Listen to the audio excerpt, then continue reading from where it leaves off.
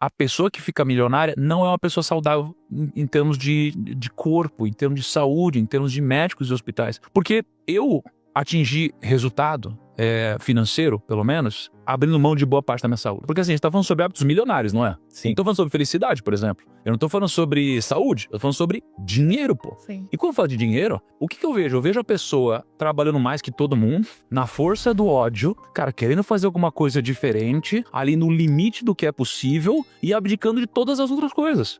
Então, o que eu acho que enriquece é o seguinte, é você abdicar de quase tudo que as pessoas que hoje são ricas falam que você deveria fazer exatamente o contrário, porque elas não ficaram ricas fazendo isso. Elas ficaram ricas trabalhando igual um cavalo, acordando cedo pra caramba, dormindo tarde. Elas não ficaram ricas abrindo mão do açúcar, não ficaram ricas abrindo mão da fritura, elas não ficaram ricas, cara, tendo uma rotina super saudável, sabe? Um final de semana super equilibrado. Eu trabalhei final de semana, trabalhava madrugada, trabalhava de noite, trabalhava de dia, estudava todo o tempo. E foi assim que eu ganhei dinheiro. Então, assim, claro que se eu pudesse junto disso ter também uma saúde incrível, minha performance com certeza melhoraria. Só que eu vejo que a gente começa, talvez na vida, tendo uma responsabilidade, uma obrigação de trabalhar muito mais em horas do que no futuro. Por quê? Porque no futuro, se você for olhar para uma pessoa como um Flávio, que gerencia sei lá quantos milhares de colaboradores, uma decisão dele impacta de uma forma muito profunda a corporação dele. Então, uma decisão bem tomada tem muita escala. No passado, talvez a força abraçal, a repetição da quantidade de tentativas, de execuções,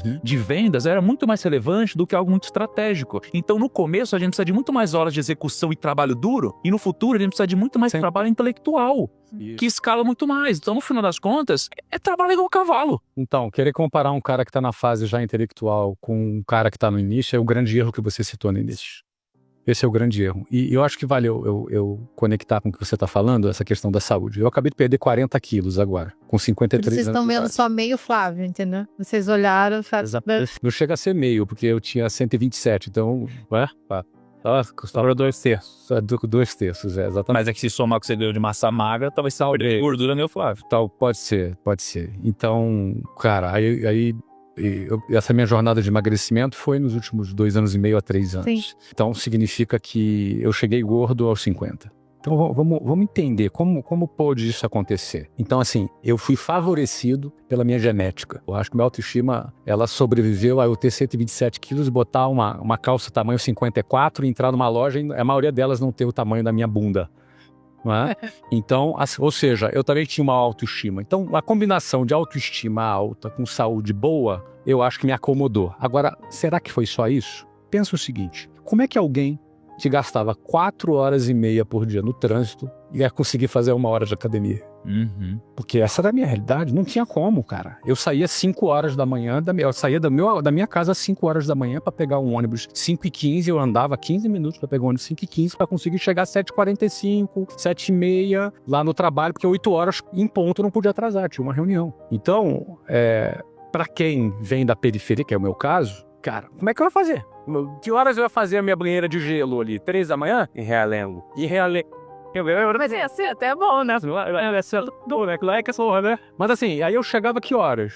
Meu irmão, eu chegava em casa 11h30 da noite. Por quê? Porque se eu saísse 6, 7 horas da noite, eu levava 3 horas para chegar em casa. Então eu trabalhava até 9h30 da noite para ir embora, para chegar em casa às 11 horas, às vezes 11h30, entendeu? E aí eu ia comer alguma coisa para dormir meio-dia para acordar 5 horas da manhã. Então, essa é a rotina de muita gente. Aí eu falo o seguinte, muita gente prega equilíbrio, né? Porque essa galera que fala, acorda cedo, vai fazer isso, é ter aquela vida equilibrada. Eu não acredito em equilíbrio. É tipo estabilidade. Pra mim, estabilidade é equilíbrio. Porque a gente é pai, a gente é irmão, a gente é marido, a gente é amigo, a gente é chefe. A gente tem tantos papéis na nossa vida e tem só 24 horas. Então, a gente sempre vai ter que optar por algo em detrimento de outra coisa. Num casal, o casal sempre vai estar... Qual é a nossa prioridade este ano? Porque alguma coisa será prioridade e outra deixará de ser prioridade. Sim. Em outras palavras, não existe equilíbrio. Quem quiser uma vida equilibrada vai se frustrar, porque não vai conseguir, vai decepcionar a mulher. Ele vai chegar pra mulher e falar assim, todo dia eu vou chegar em casa às 7 horas pra gente assistir um filminho, estar junto e dormir juntinho, de conchinha. E aí vai chegar um dia, 2 dias e não vai chegar, a mulher vai ficar decepcionada. Por quê? Porque não deu. teve um cliente, teve um problema no servidor, teve um caos, teve um problema para resolver. Então, ou seja, quem espera equilíbrio vai se decepcionar. O que eu acredito que existe é conciliação. Conciliação é um acordo. O acordo é o seguinte, olha, nós vamos sacrificar isso aqui hoje para a gente conquistar aquilo que a gente quer. Aí sim, tu tem uma mulher, um filho, uma família focada em sacrificar alguma coisa para conseguir outra. Isso não é equilíbrio. Então o sucesso também vem do desequilíbrio. Para você ter sucesso, você vai ter que provocar algum desequilíbrio para que você alcance alguma coisa. Porque no equilíbrio, na boa, tu não vai conseguir não. Então vai ter que ser uma superação, vai ter que ser um trabalho extra, vai ter que ser uma ideia genial que tu teve às 3 horas da manhã, vai ter que ser, sabe, um insight que você teve com a tua equipe, a equipe unida trabalhando. Ou seja, você precisa provocar um desequilíbrio na tua vida para alcançar alguma coisa. Você gastar 4 horas e meia no trânsito é um desequilíbrio. Isso desmonta muito, isso que o Thiago está defendendo, eu concordo com ele, desmonta muito esse mundo ideal do equilíbrio, que pode, inclusive, frustrar quem assiste isso, porque, cara, é inatingível.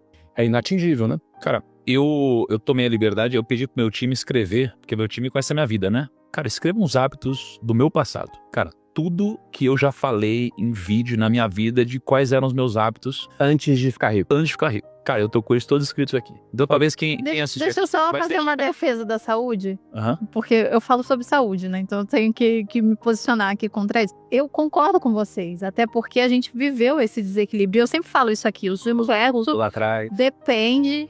O acordo de, cara, a gente vai morar na PNR, Casa Velha, Exato. Consenso, imóveis.